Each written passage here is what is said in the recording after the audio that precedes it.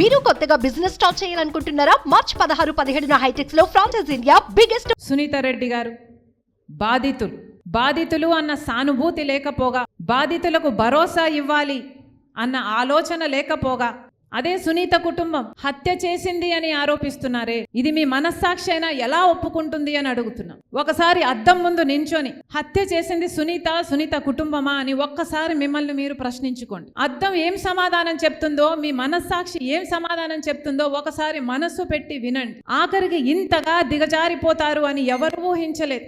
పైనేమో రాజశేఖర రెడ్డి గారి ఫోటో సాక్షిలో, పైనేమో రాజశేఖర రెడ్డి గారి ఫోటో, కిందేమో ఆయన అంతగా ప్రేమించిన, అంత నమ్మకంగా ఆయన కోసం పనిచేసిన తమ్ముడిని క్యారెక్టర్ అసాసినేషన్. ఇది న్యాయమేనా?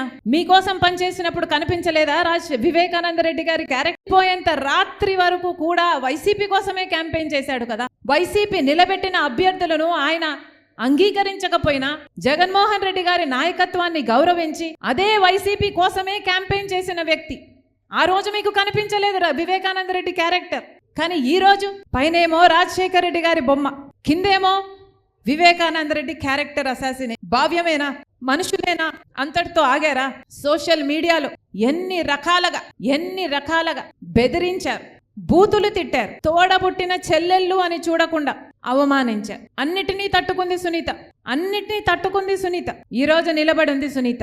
ఎంతమంది చూసాం ఇన్ని సంవత్సరాలలో సునీత న్యాయం జరగాలి అని, నిజాలు తేలాలని, హంతకుడు శిక్ష పడాలి అని తిరగని చోటు లేదు, తట్టని తలుపు లేదు. నిజంగానే సునీతే తన కుటుంబమే హత్య చేసుంటే ఈ కేసుని ఇంత పర్స్యూ చేయాల్సిన అవసరం సునీతకేమిటి? సునీతే గనుక, తన కుటుంబమే గనుక హత్య చేసుంటే మరి మీకు అధికారంలోకి వచ్చారు కదా 2019లో, కేసు మీ చేతుల్లోనే ఉన్నింది కదా.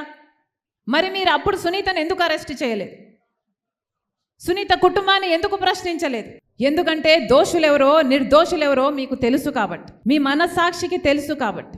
గూగుల్ మ్యాప్స్ అయితేనేమి, కాల్ రికార్డ్స్ అయితేనేమి, వాంగ్మూలాలు అయితేనేమి, ఇవన్నీ హత్య చేసిన వాళ్ళు వీళ్ళు అని వేలెత్తి చూపుతున్నా ఈ రోజుటి వరకు కూడా హత్య చేసిన వాళ్లకు, హత్య చేయించిన వాళ్లకు శిక్ష పడలేదు, కేసుకు కొలికి రాలేదు, కేసు అసలు ముందడుగు వేయలేదు.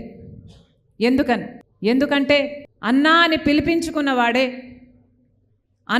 పిలిపించుకున్నవాడే ఈరోజు హంతకులకు రక్షణ కల్పిస్తున్నాడు. కాబట్టి ఈ రోజు వరకు కూడా చిన్నాన విషయంలో న్యాయం జరగలేదు. సుమన్ టీవీలో మీ పర్సనల్ అండ్ బిజినెస్ ప్రమోషన్స్ కోసం కింది నెంబర్కి కాంటాక్ట్ చేయండి.